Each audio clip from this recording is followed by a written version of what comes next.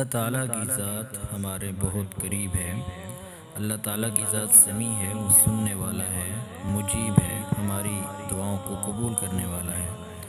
ہم لوگ بڑے خطا کار ہیں، لہٰذا ہمیں شدید ضرورت ہے کہ ہم اللہ کی ذات کو پکاریں، اسی سے دعا کریں، اور ہم اس ذات سے اکتائیں نہیں۔ ہم یہ نہ کہیں کہ کتنی ہی دعا کر لی قبول نہیں ہوتی،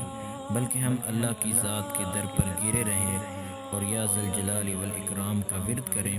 اللہ تعالیٰ کی جو صفات حسنہ ہیں اور اللہ تعالیٰ کی جو صفات ہیں ان کو بار بار دہرائیں، اور حتیٰ کہ ہماری فریاد جو ہے وہ اللہ تعالیٰ سن لے یا ہمیں اپنے پاس سے کوئی بدلہ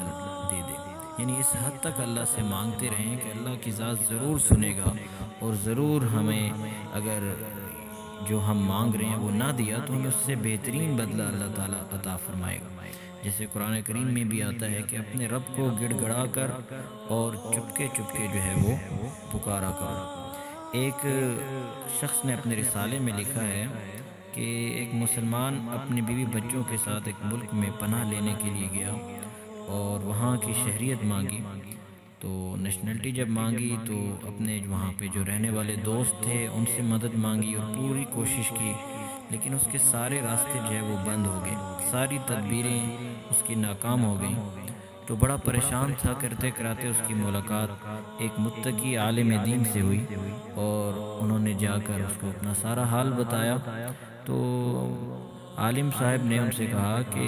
تم رات کے آخر حصے میں اپنے آقا اور مولا کے دربار میں کھڑے ہو جاؤ، وہی ہر چیز کو آسان کرے گا۔ اور یہی حدیث کا مفہوم ہے کہ جب تم مانگو تو اللہ ہی سے مانگو، مدد لو تو اللہ ہی سے لو۔ یہ جان لو کہ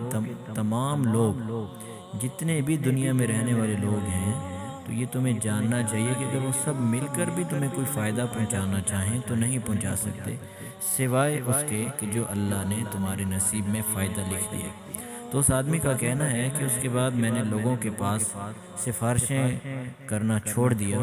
اور میں نے رات کے آخر حصے میں وہی عمل کرتا جو اس عالم نے بتایا تھا، اور اٹھتا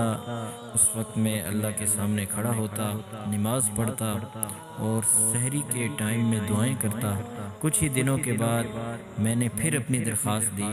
اور اس درخواست کے وقت میں نے کسی قسم کی کوئی سفارش استعمال نہیں کی۔ کچھ دن کے بعد میں گھر بیٹھا ہوا تھا کہ اچانک سے میرے پاس لیٹر آیا اور مجھے وہاں کی نیشنلٹی شہریت مل گئی، جس کی مجھے وہاں پر سخت ضرورت تھی۔